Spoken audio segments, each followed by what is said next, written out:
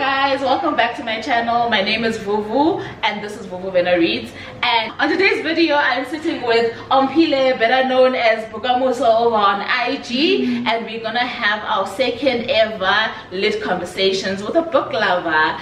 And today's conversation is basically gonna rotate around the importance of reading and what our experiences of reading and reading with other people and having our children read has been. And as you can hear from the title, it is a conversation that we're gonna have. So before we start, I'll allow you to greet the people and say a bit about yourself. Okay. Hi everybody. My name is Omphile. I am a reader, I'm a mom, I'm a wife.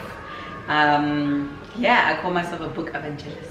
Yes. So yeah, I love reading. I love talking about books. I love collecting books. I love buying books and like searching for books all over, secondhand store, beautiful stores like these ones, everywhere literally. So yeah, I gift books. I love gifting books.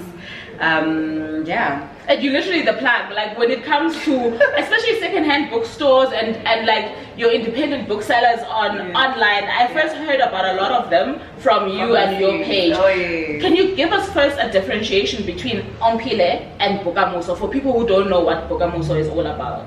Okay, so I feel like Omphile, like Bookamoso, is an extension of who I am because I've always loved reading. Before I started with Bookamoso, I was always a reader, and it just started from there, like from me living in Bloem, and I created a book club, a physical book club. And when I moved from Bloemfontein to Joburg, I decided, okay, there's no way we can meet up because everybody lives in faraway places or whatever, and some of my friends back then were not into that much reading. So I was like, you know what, I'm just gonna start it online. So Bookamoso is like an online book club. It's a community basically, because it's just only me running it. I don't have physical meetups. I don't do those things. Initially when I started, I was like, I'm too afraid of human beings, but I realized over the years I'm not afraid of human beings. No, that's the last thing you're afraid of. I'm not afraid of human beings, but I just don't do the actual monthly meetup where people like choose a book.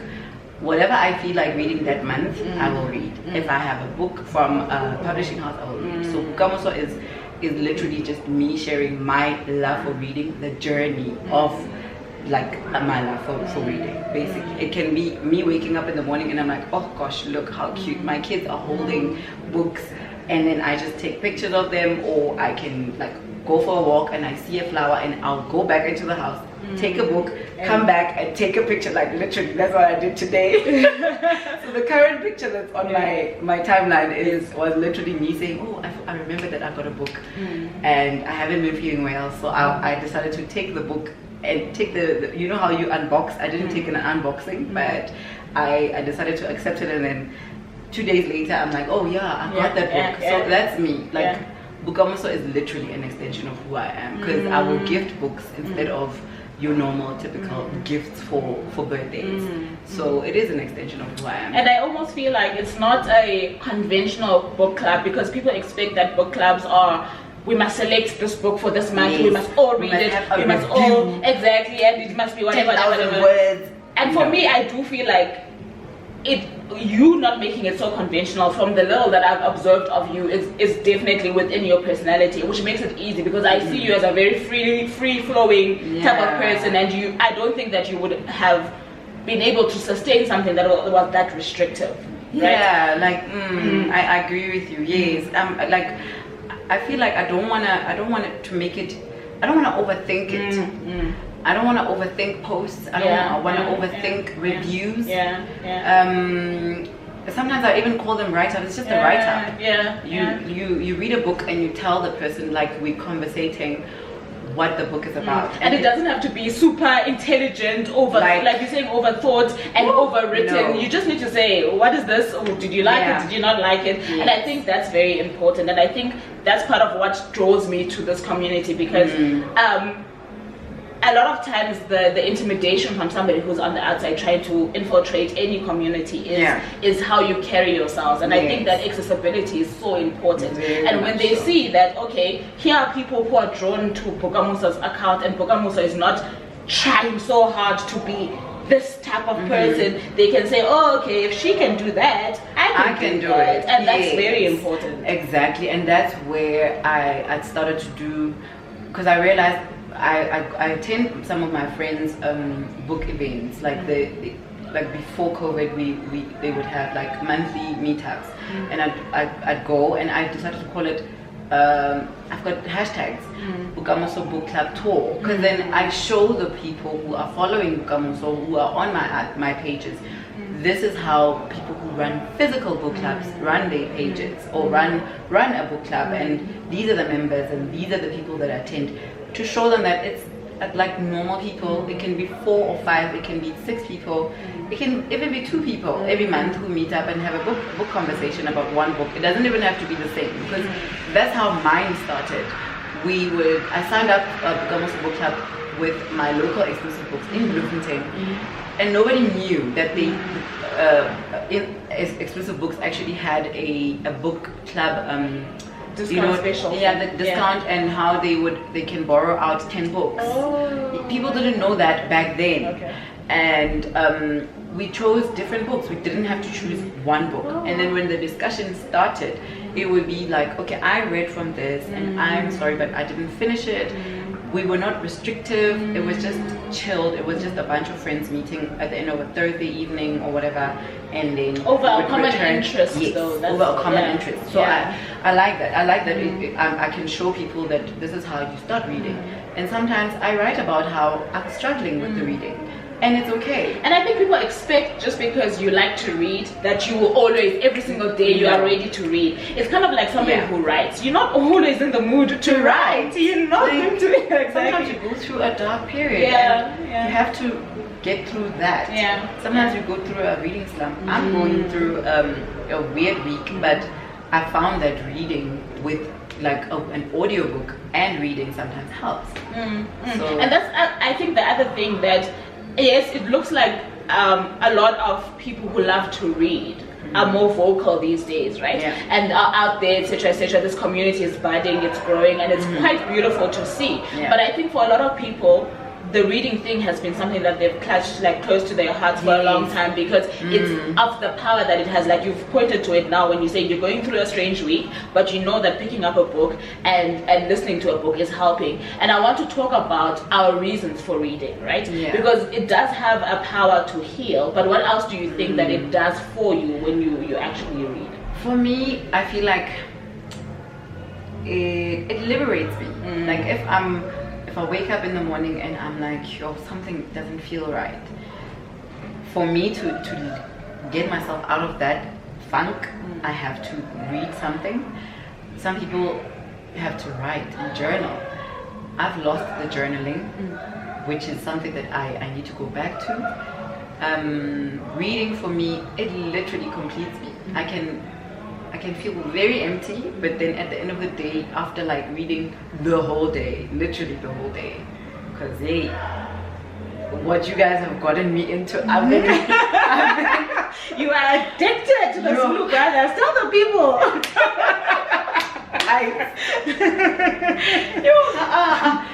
But the thing is, I'm actually glad that I caught onto it now, because now I can easily buy the book now, the 4th book, because I have been going through like 2 weeks, 3 weeks. We've been reading for a month.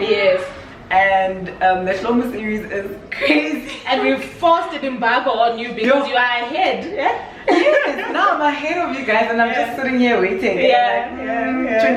Like, okay, these girls are slow.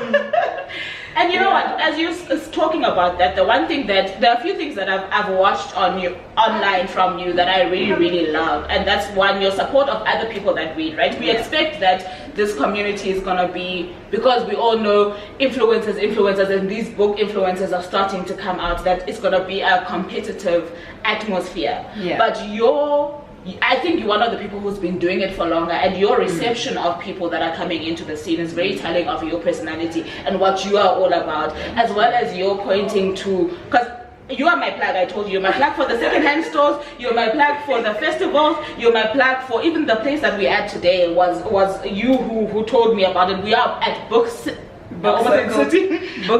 Capital, by the way, and I would have never known about this, like I said, it's a treasure trove because it's filled with African books, and everybody who's following this channel knows that this year I was very intentional about reading from the continent, but I needed to plug in with people like you online, etc. So your ease of, it's almost like you are, I want to say mother hen, right? You say, okay, you coming in, okay, come, I'll show you the way, come, and I love that, and I think if there's that common interest, right, we should be able to say, we're accessible, did you know about this, what do you think about that, come along to this, and make people feel comfortable to know that this is. So I want to understand, where does that come from? Why do you think it's just the love of books, or like I was saying to you, that you actually do love people? So do you think it's a mixture of that? I think it's I'm a people's person, and it took me a long time to actually accept that. So I like it when there's harmony. Like, I like harmony. I don't like conflict. It just stresses me out. I don't like being stressed out. I love having people feeling like a feeling of togetherness. Everything is better together. I actually also have something in my house that has I got it from church, and it's better together. It's two birds separate, but the other one is written better, the other one is together. So everything is always better together. I just feel like, can we do this love for all these books and all these amazing stores together? Like, can we all just love on one another, love on the authors, love on the publishing houses, love on everyone, the whole chain, and just be together? That's just who I am. And can you tell us a little bit more of your love for African literature? When was that birthed, and why have you made sure that you want to fan that specific focus on literature? Oh my gosh, I don't even know when did it start, but I'll tell you what sparked my love for reading black authored books. Yes.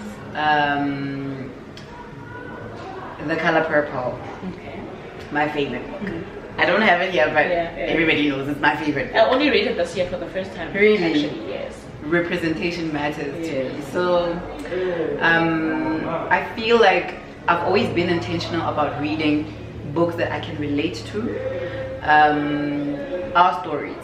I feel like our stories are so important, and for me to share my love for African women authored, even better. So for me, I can't pinpoint a time when I said, actually, wow.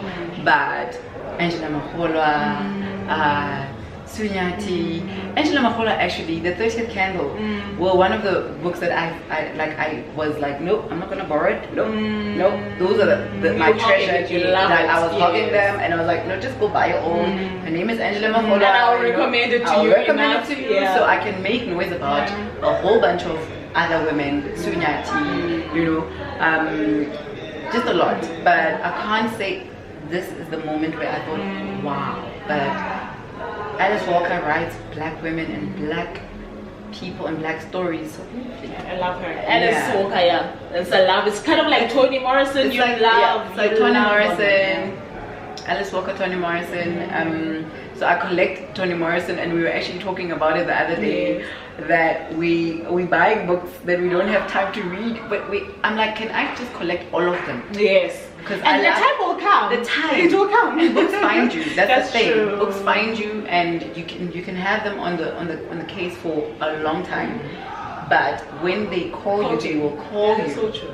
Alice Walker called me at back then at the right time, and I was young, very young, because I was a teenager in high school, and the librarian chased me out of the library. Out of the children's section, because she was like, listen, you're an adult now, please go downstairs. And she guided me, and I was like, okay, who do I want to read? And I went to W. So I started backwards, and then I saw The Color Purple, and I fell in love. And I read it years later in my adult life, and I thought, wow, like now I know why I loved it so much.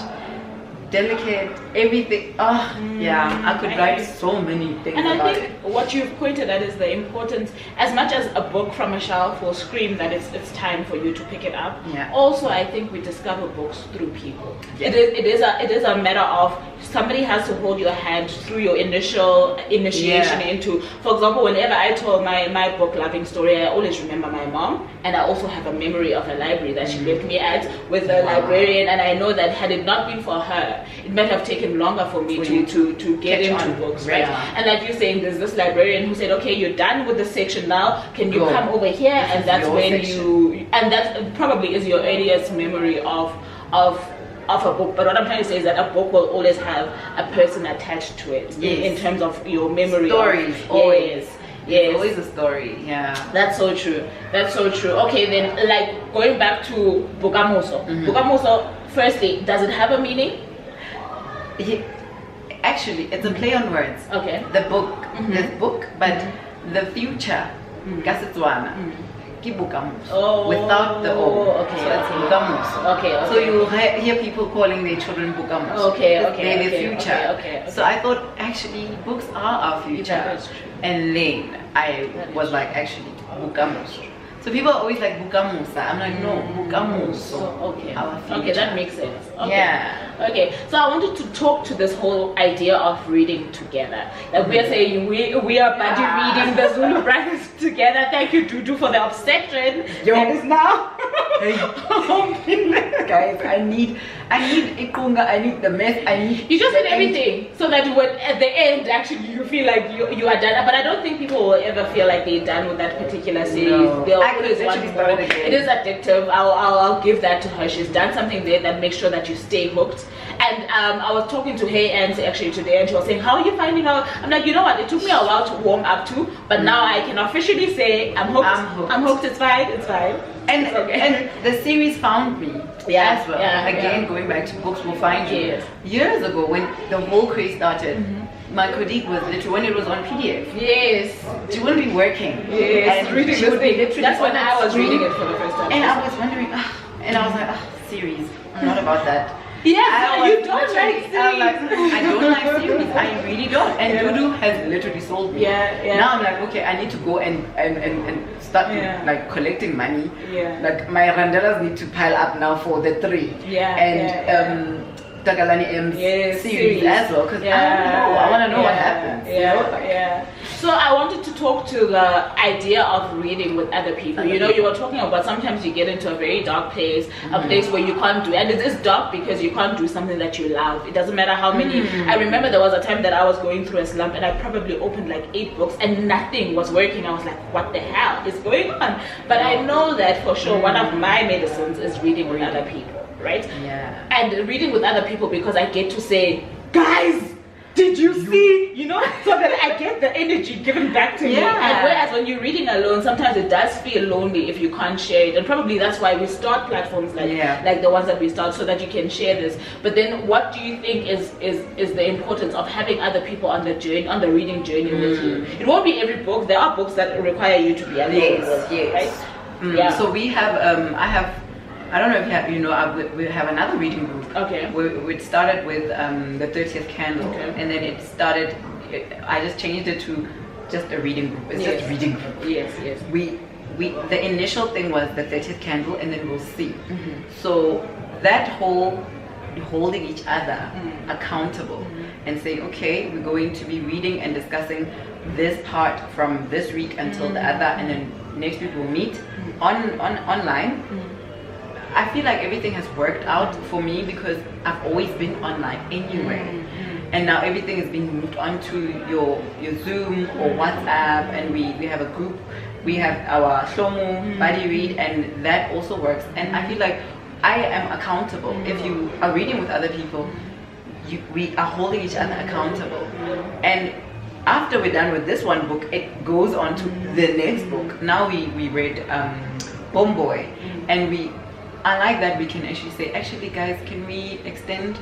We hold each other with grace, Yeah. We are flexible with one another's lifestyles. Someone will say, I can't this weekend, can you please go ahead without me, or maybe let's push it for the other week, or record and then I'll watch later, you know. And technology has really done a good job for us, for how everybody can meet in one virtual room. Yeah, so holding each other accountable is very important, I think. So that's the one lesson that I've learned, because when I'm alone and I'm posting by myself, I can stay for a whole week without posting. But with other people, I can actually read and say, no, Shomo, we are discussing it this Friday. Today's Wednesday. I must actually spend 2 hours per day until I'm at that point, halfway mark, you know. So yeah. And it's and like we're saying, I'm gonna go back to this idea of reading as medicine, because when you are away from it for too long, you do feel the emptiness. So it helps that you have other people forcing you to get your joy. Do you get what I'm saying? Exactly. You guys are literally holding me through my 12 books per year challenge, and you're ensuring that I'm now on my 13th book. Next month I'll be on my 4th. Like I thought it's crazy for me.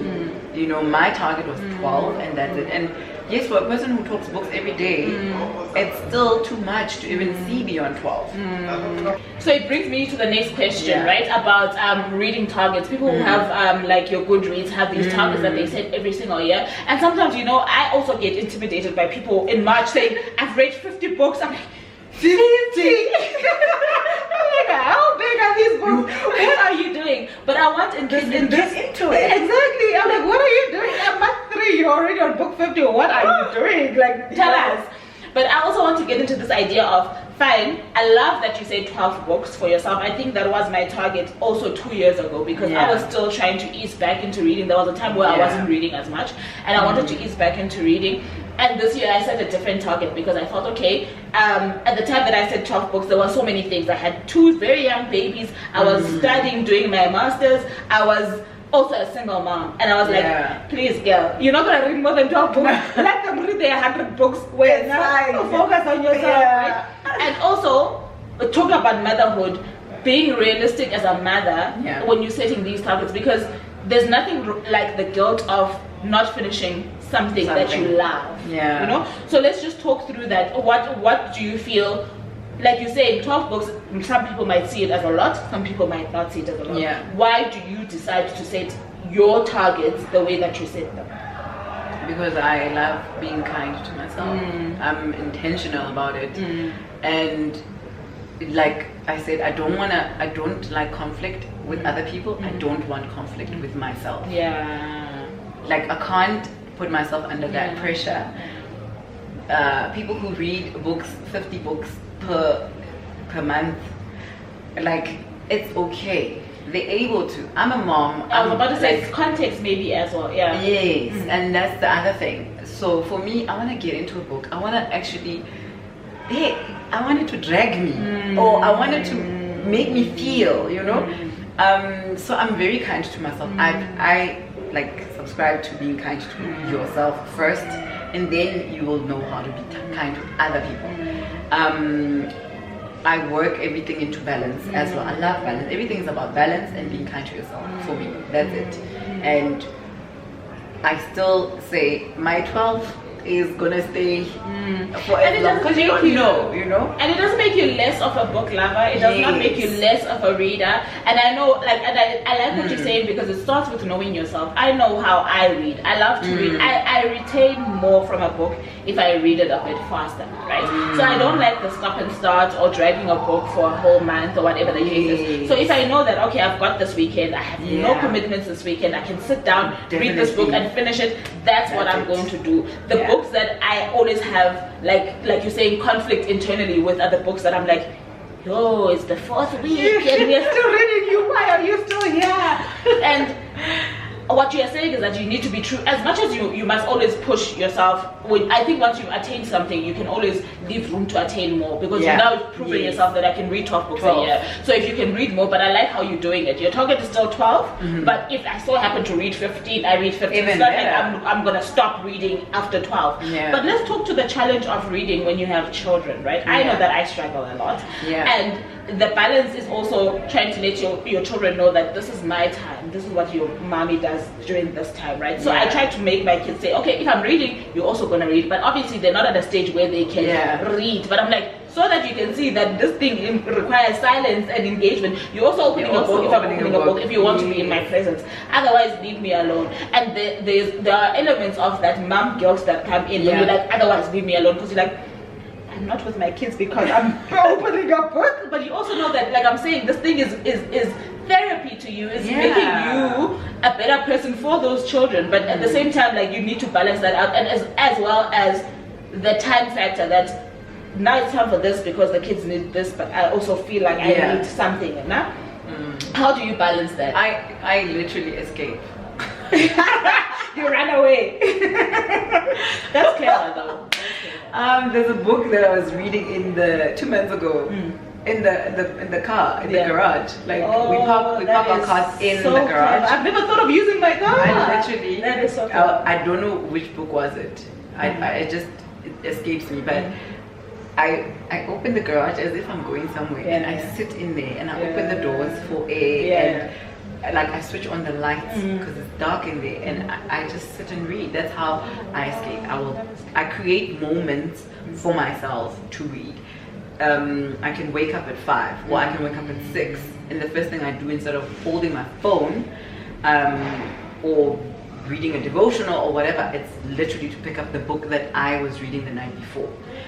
If I'm reading a book that is like Shomu, I will find moments, even when I'm traveling, to switch on my this is what happened with Shomu. I was literally at home visiting my mom, and we slept late. But I had and she's like, listen here, I'm gonna switch off the light now. It's bedtime. Fine. Switch off your light. I don't have a light this side. So I took my phone, put it in the charger, and put on the flashlight. I was holding it. That's a good story though. That's a more good story. I needed to get into it, and I was in it. So creating moments for the books. I create the moments. Whether it's audio, like I put on the headphones while I'm cooking, and when my son wants to talk, I'll say, is it important? Like, me doing this is asking him, is it going to be something, like, is it for here? Is something happening? And then he'll be like, okay, don't worry, it can wait, and I'm like, thank you. And I think that is also important, because I think that as parents, I don't even want to say mothers, we give so much to our children that we forget to give back to ourselves. And them understanding that this is something that my mom does for herself. She does so much for me throughout the day, but this is the one thing that she does for herself. So when you signal this, he can sit there and think, it's not like she won't be there when I need her. Do you get what I'm trying to say? This is really not important. I can wait for her. Exactly. But it's like, but you need to strike that balance. But it sounds to me, it's like it's not me, because it sounds like it's done from with a love. Like the language of it is love. So sometimes I'm like, listen, hold on, let me pause, because I'm still listening to an audio, and then I will pause, and then I will lift and say, what's up, and give him the attention. Because sometimes I'm like, I just want to escape into this and feel it. Because I'm also starting with the audiobooks, so And the thing is, I love what you said about reading in the morning. That never used to be me. So I was also very, I was learning to be very intentional and mindful with my mornings, right? But everything that everybody tells you, you must wake up, you must do this, you must do that, you must meditate, you must. So there came a point where that was causing me a lot of anxiety, and I was like, now you have to do this is not what this is all about, right? And I was like, okay, and on top of that, I don't feel like I'm in a good space. So the thing that I know that I love is reading, and I started reading. This was probably like 2 months ago or a month ago. I started reading in the mornings, and then I realized that this sets me up for a good day. So now I'm no longer thinking, oh, I must do this, I must listen to that, I must meditate, I'm like, in the morning I wake up, I make whatever I need to make, and I sit down in my chair and I open my book, and I'm good for the rest of the day. So I think that it goes back to that knowing yourself, know the things that are, like you're saying, some people say mornings are the time for devotionals, you set yourself, but if you have tried it and it's not working for you, and this is something that works, that's your meditation. Exactly, and that's very very important. Let's talk to the idea of having our children read, right? So, and especially because both of us have more than one child, and children should be allowed to be whoever they want to be. Like whenever I tell my story, the impartation of reading of all my siblings, there's 4 of us at home, was given to me, and I was given the room to love that. Whereas my and all of my siblings have the different things. My older brother is good with music. That's the thing that he was given, and it was nourished in him, and it was allowed to grow. My older sister is into makeup, and that's something that she's recently learned, but she's always been stylish and she's always liked those kind of things, right? My younger sister is into fashion. She's got impeccable style, but that's something that was allowed to grow in her. And I wonder if you were a person who loved one of these things. Let's say maybe if my parents really loved music, would they have wanted to give nourish the idea of music in every one of us? Or is it important to watch your children and say, okay, fine, as long as my child is literate, as in they can pick up a book and read, but if they don't love it as much as I do, then it's okay, let me find the thing that they love. I had to learn that. It was very tough. I think I have a post where it's a year ago and recently this year where I was marveling at the fact that Mulimi, my 10-year-old, our 10-year-old he really loves reading now. And that wasn't the case. I thought, well, it wasn't really not the case, but I think I felt like I was forcing it, and that wasn't the case. That's not how you fall in love with a thing as well. I needed him to want to do it on his own, and it eventually came. And I'm glad to say, actually, I can go into a store and say, oh yeah, let me get him a book. Or I ask my husband, have you gotten these books? And then, because we buy books for sales, and then we put them aside, and we don't give them because he gobbles them up, and so we're hiding them. It was gradual, and I think it's very important to not force things. The things that we like, we shouldn't force kids to do. I love watching movies. Certain movies I can't force my child to. I mean, no, like we can't. It's very important that we also invest in their interests. Like if they're interested in science, buy science books, buy magazines that speak on science. That is something. Don't like because you like flowers, now you're busy buying the child flower magazines. You know? Exactly. I hear you. And like I'm saying, the thing is with us as well, it shouldn't be a chore. Reading should never ever be a chore. That's true. It's reading for pleasure, and it should be amazingly so for pleasure only. That's true. That's true, and it's a thing. You're right. It's a thing of leisure. I'm thinking now when we were reading The Shadow King for 2 book clubs, right? And I had more than one person saying for my personal book club that, you know what, I'm struggling with this book. It's going to take longer than the month that we've set for it, and I don't want that pressure of I must finish this book. And I was like, I absolutely understand, because that's when you fall in love with even the act. Fall out of love with even the act of reading, because now you feel like you're doing a set workbook at school, and you don't care what you read, because reading is also about retention, right? You want to remember the characters, you want to remember the plot, you want to fall in love with what this person has imagined, and if you're forcing it on yourself, you're gonna miss that, because you're just ticking a box. You want to say, I finished this book, you know? That's the thing. It shouldn't be a chore. It shouldn't be a case of, oh, I was sent this book, I need it. The minute it starts being like that, it's no longer going to be about passion, and it will start being dishonest as well, right? Especially when you are in the circle of you are receiving books from publishers. That now just because they've sent you a particular book, they expect, and you feel like the expectation is for you to read it, and you might read it and you might not like it, because also reading is a timing thing. Like I think we've alluded to that. So maybe the timing is wrong, but you force fed yourself this book. Now you're gonna lie and say, oh, what a wonderful book, whereas you're like, girl, be honest, sit alone and think about your process while you are being honest.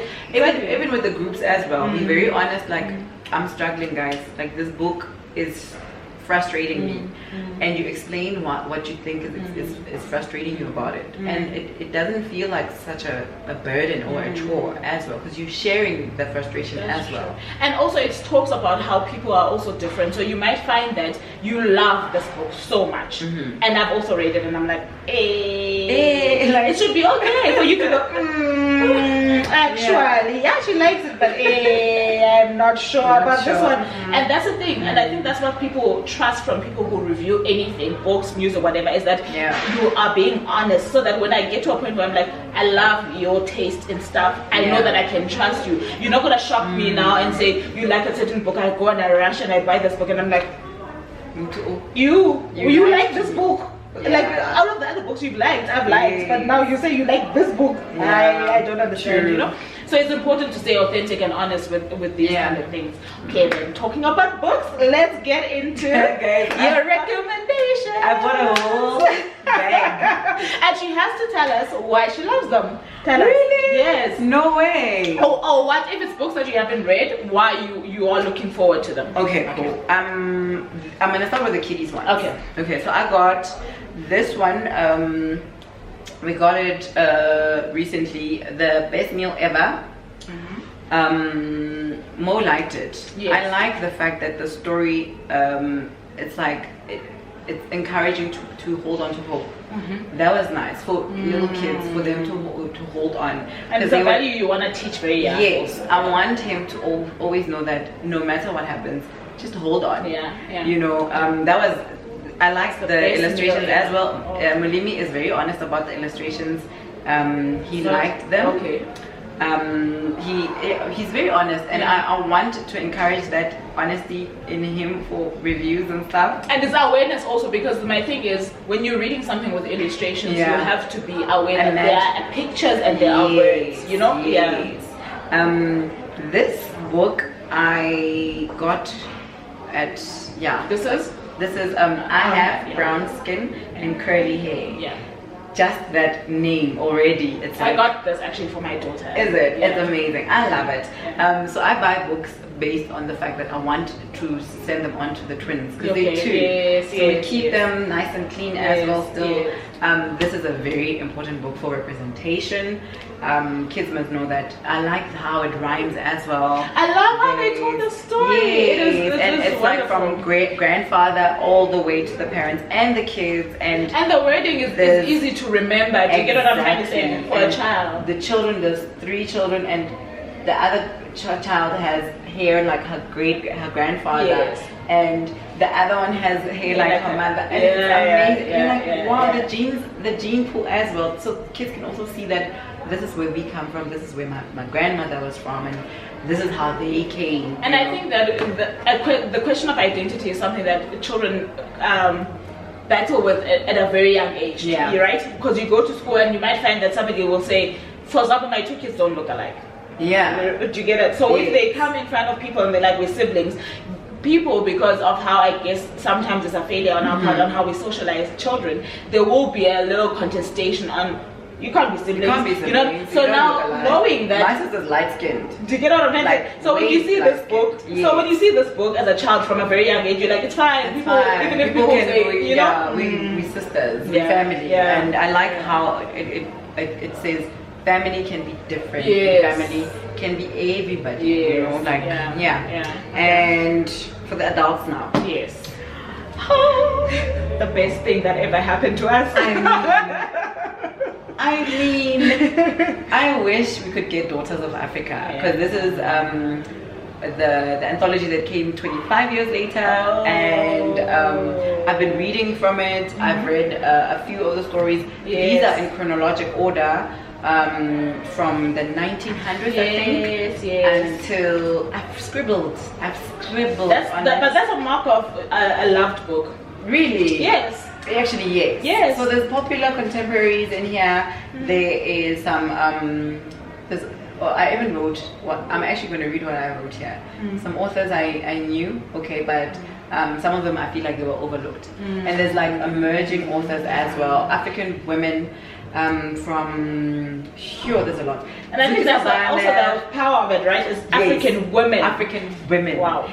And I actually got some of the authors signed because I was at the launch. So I've written where the books are signed, where the book is signed. Noma Venda Matiani, Sefi Atta, Aminata Fauna. So this is an amazing anthology. There's poetry, there is diary entries, I think. Oh, it's one that you will keep going back to all your life, like actually, forever, all your life. You don't actually give it. So it's like, worth it, right? You can't give it away. Yeah. In fact, you must just look for Daughters of Africa. Valuable. And Yeah. So that's the first one, and then my vagabond. I mean, brave. Yeah. Wandering through Africa on faith.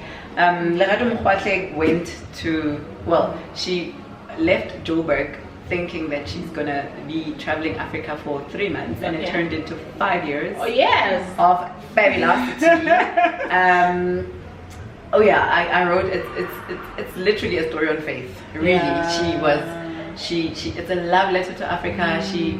It was a self-discovery journey as well. So it's a travel memoir / love story / like I heard how she spoke about her experiences on SA Book Fair as well. Yes, and you know when a person is that passionate about something that they've written. Signed copies are everything. That passionate about something they've written, you want to trust you can open this because the passion should seep onto the paper. Exactly, and she actually makes you want to travel Africa, not just the world, but Africa. Even her Instagram, Madame Africa, is amazing. She literally breathes, like lives traveling Africa and exploring the African continent. So the experiences in here are amazing, and there's pictures as well in between. So I love it, and I've covered it. Yes, because protection. I needed to. I was carrying it everywhere. Short stories. I read this a year ago. This is a very important book. This is Kelezo Mopai's If You Keep Digging. And whenever I get people ask me for recommendations, I always recommend this because I feel like it is a social and political commentary book on issues that are taking place in South Africa. She's written 13 stories, let me see. I think it's 13 stories, that are literally, I feel like Kelezo is socially aware of everything that happens around her. Are these fiction? Fiction. Okay. And it's the stories where there's one story where a woman is reclaiming her identity, and it's the identity. It touches on so many subjects, and I liked how she was sharp. Sharpness of observation. I love that about her. I feel like we should also shout out Blackbird Books. Yes, because I only have one book of these are both published by Blackbird Books. Actually, you only have. I only have one book by them. It's by. We must fix that. Yes, I need to fix that. We must fix that. I need to fix that. Now I know. I need to fix that. It's Piggy Boy Blues, and I haven't started it yet. Is it? Yes. I haven't as well, but I haven't read it. So maybe next year we can pipe. So I love it, and I love the covers as well, because the covers are there's a series of these. This was her first book, and I'm looking forward to what she's gonna bring because. Wow. Okay. And I like that as a collection of fiction, because I think at some point I had thought that it was non-fiction. I don't know why. I had thought, because I've seen this around, I thought that it was non-fiction. Really? But I like that it's fiction, because that's what my heartbeat is. I love fiction. Yeah, I love fiction. I'm like, yay. Yeah. I met Annalile. This is Igoli Dreams. I met Annalile Gibikeko 2 years ago. Let me see. 2018. Yes, 2 years ago. And she asked me to read the book and be a part of her book launch. Okay. And I was like, no, I don't do interviews. And why not?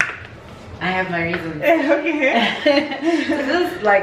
This is self-published. This is her first book, and she has since actually created her own publishing house. Oh, wow. And she's printed these under her publishing house. Wow. So there's a reprint. If somebody's looking for it, it might not look like it. It looks the same, but it doesn't look. There's things that are changed, like the paper and stuff. Okay. But this is a story of a young woman called Nobile. No was she was a rebel. She left home without a plan, and she was like, my dream is to go to Joburg and start a life. Okay. And girl comes to Joburg, does an internship in a marketing company, and she meets a a man. Hunk of a man.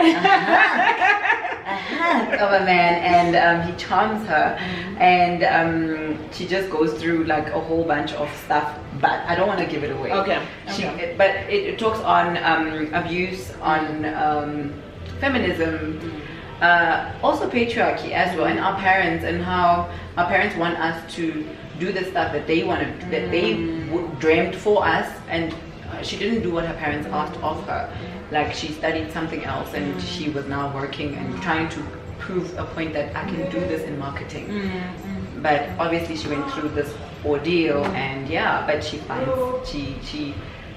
love in Joburg, and this is Igoli dream. And it's always got a happy ending. I love happy ending. Okay, no, don't tell me if it doesn't.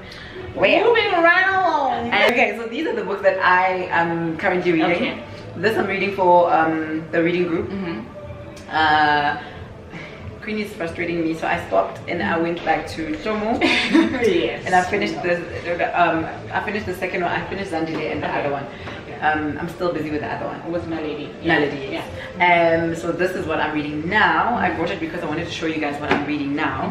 And I'm currently reading this with audio for Scribed. So I read it along with Scribed. So when I'm driving, I listen, and then when I get home, I fast forward to wherever, and then I read while I'm listening. Because I was trying to get into audio. And I'm saying, I like the fact that when you have, I only ever listen to audio that I have physical books too, Yes. right? Because also we don't know, I was hearing, okay, I listened to something that I was saying that reading along with audio also helps you to read faster, right? It trains that reading muscle, because now you have to read at the pace of whatever you're listening to. Exactly. And if you are a person who reads the sentence, forgets what the other sentence said because you're reading so slowly, and apparently fast reading also helps with the retention, information retention. So sometimes people think that the slower you read, the more you're gonna absorb, but apparently it's not the case. You have to, for you to remember stuff, you have to go through a book a bit. Oh wow. Yeah. Okay, now we know. Yes. Okay, I also brought books that I'm looking forward to reading. Yes. Because I recently got them, and Girl. Sunyati's The Polygamist. I know I'm late to the party, but yeah, it's okay. I just recently And that's the got it thing with signed. books also, right? They don't expire. These things are perfect forever. Like, so whenever, even if you read it 5 years from 12. now, even if you read it 5 years from now, it's not fine. Yeah. Because I started with The Gold Diggers, Yes. and I loved it. It broke my heart. I was about to but say. I loved it. I'm still recovering from The Gold Diggers. I know. I'm like, sweet Lord. Yeah. And the only man in the group is Nick Mhlongo's yes, newest the Paradise in Gaza. Yes. And I saw a tweet of his calling it pig. Please go and get pig. Of Obviously, Of course. Nick has to be. Yeah, he has to be Nick. Nick has to be Nick. So, I love the cover. Yeah. So I'm looking forward to this. A lot of his books have this kind of design now. I saw one. There it is. It's way back home. I just want to show it. They have a lot of, and I like this. I like this whole thing. Sorry, that's going on here. Yeah. So this is what they. Yeah. I love this, and I love books that have continuity because they look so good on your shelf when you do this, and you're like, yeah, that's nice. Yeah, I love so I got this recently, and I'm looking forward to it next year. Okay. I'm also doing, I don't think I'm going to read, I'm reading his books now, right? All of them in chronological order. I have all of them except for now he's got Josie Noir. Josie Noir. So I don't have that. But also out, right? Yes. So they came out the same month, but I don't have it, so yeah. And I got More Than Enough, Claiming Space for Who You Are No Matter What They Say by Elaine Welteroth. I've never heard of the book. She's a journalist, award-winning journalist, and former editor-in-chief of Teen Vogue. And the foreword is by Ava. Okay. So yeah, I read a bit for the live book readings. I read a bit of it. Actually, you shot that out. How many? You do it on Fridays, right? Yes. So she does live book readings on Fridays on her Instagram. So you just read any extract of any book that you have that you feel like you want to share? Yes. Because when we started it, it was, I don't know how we got through it. From March, when we did hard lockdown. Yes. up until September. And your son used to Yes, help you out. I would read. Yeah. I would read. He would read at 3, and I would do another reading at 5 for the And that adults. time you were doing it every day. Yeah, I commend you for that commitment because you only did Fridays later on. I just started Friday this month. Yes. October, yeah. So it's only Friday, so it's once a month now. I could easily go back, but Yeah. it'll be a long shot because there's only enough. Like, And I think you've exposed so many books that people would not have heard about. Yes. And I think that's the power of the live readings for me, right? Every time that I tune in, and I like the fact that all the time you save them on your IGTV. So even if it's been missed, you'll find it there, right? Yes. And like I'm saying, you are a great advocate for African literature, and there are books that I wouldn't have known. The other day you were reading an extract from one of these African literary journals of a book that has short stories, I think. Oh yeah. And that short story is still playing in my head. So this is the one that I read last week. Okay. I think I read from, yes, I did read from it. I got it last week. This was part of a the press print campaign because Chakana was asking for assistance, and this was printed with the help of people who came through and said, okay, I'll sign up for a pre-order. So we did the pre-order, and this is the result. And this is her first book. I love that concept. Terry Ann Adams. Yes, it's a brilliant concept. It's very powerful. Thank you for supporting the publishing of this book. Oh, that's very powerful. So this was amazing. This is I'm looking forward to it. This is Those Who Live in Cages, a novel. It's based on 5 women: Bertha, Kaylin, Laverne, and Janice and Raquel. I say the way she reads it as well. It is Raquel. Yeah, and this is like a love letter to Eldorado Park as well. Oh, so I'm looking forward to it. Diversity is beautiful. Yeah, exactly. And yeah, it's one of the books that Jakan is printing before the end of the year, and I'm excited about it. So. Oh, thank you so much for your time. Thank you for sharing. Yes, this was fun. Sharing your little pearls from the community as well as from what you actually love to engage with. We really appreciate that. I will link Bookamoso's YouTube channel down below as well as her IG. So if you guys don't follow her on Instagram, please do that. And remember, on Fridays at 5 she does live readings on her channel. Otherwise, thank you so very much for choosing me and tuning in, and until next time, don't forget to like, share, comment, and subscribe. Bye.